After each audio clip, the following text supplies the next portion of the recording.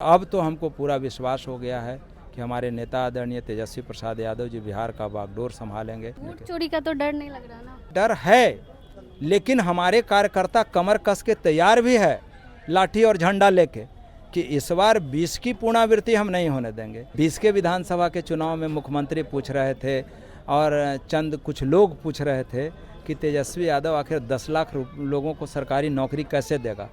तो ये 17 महीने के कार्यकाल में तेजस्वी यादव जी ने इसको लोहा मनवाया। एक दिन बाकी है, कुर्था की जनता से क्या अपील करेंगे आप?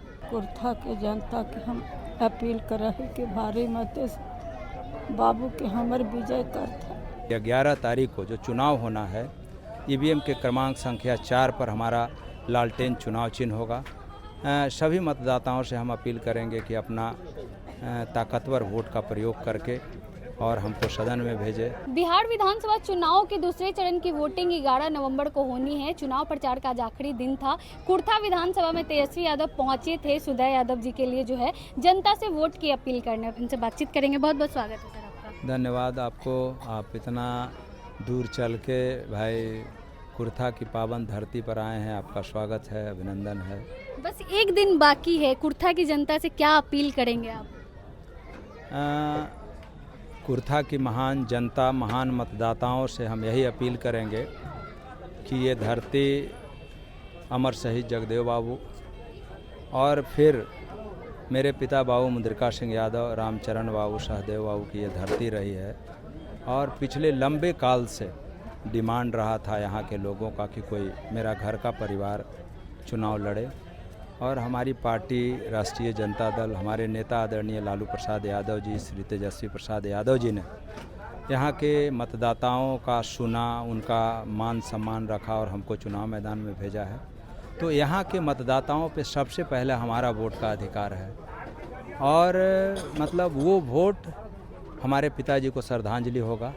हम यही अपील करेंगे कि 11 तारीख को जो चुनाव होना है, ईवीएम के क्रमांक संख्या 4 पर हमारा लालटेन चुनाव चिन्ह होगा।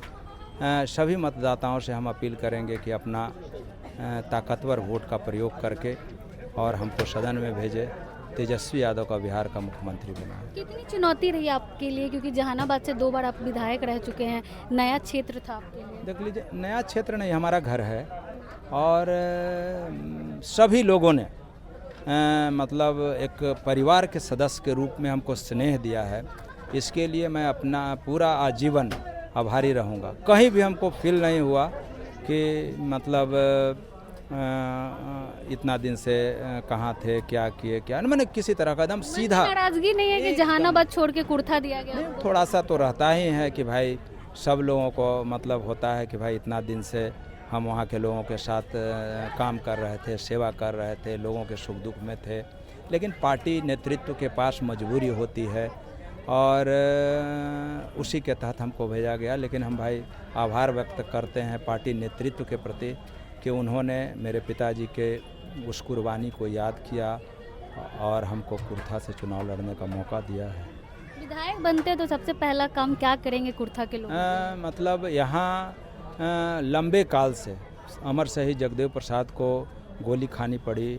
मेरे पिता लंबे संघर्ष किए और हमीद नगर पुनपुन सिंचाई परियोजना को लेकर के, और आज भी ये मतलब पिछले 18 वर्षों से जो बिहार में सरकार चल रही है, वो जन विरोधी सरकार है, किसान विरोधी सरकार है।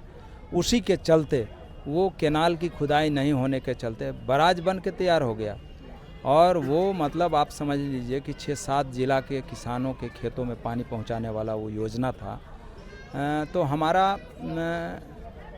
जब हम जहानाबाद के भी विधायक थे तो उस हमीद नगर पुनपुन सिंचाई परियोजना को लेकर के सदन में खड़े रहते थे मजबूती से, और अब तो हमको पूरा विश्वास हो गया है कि हमारे नेता आदरणीय तेजस्वी प्रसाद यादव जी बिहार का बागडोर संभालेंगे। तो जिस तरह लालू प्रसाद यादव जी ने उसकी स्वीकृति दी थी, उसको कार्यान्वित कराया था, हमको मतलब पूरा विश्वास है कि उस योजना से अब सीधे किसानों को लाभ होगा, ये हमको पूरा विश्वास हो गया है। तेजस्वी यादव को लेकर क्या कहेंगे? हर घर में सरकारी नौकरी, आज भी मन से उन्होंने कहा। एक बात जान लीजिए, ये मतलब यही सवाल तो 20 के विधानसभा के चुनाव में मुख्यमंत्री पूछ रहे थे और चंद कुछ लोग पूछ रहे थे कि तेजस्वी यादव आखिर 10 लाख लोगों को सरकारी नौकरी कैसे देगा।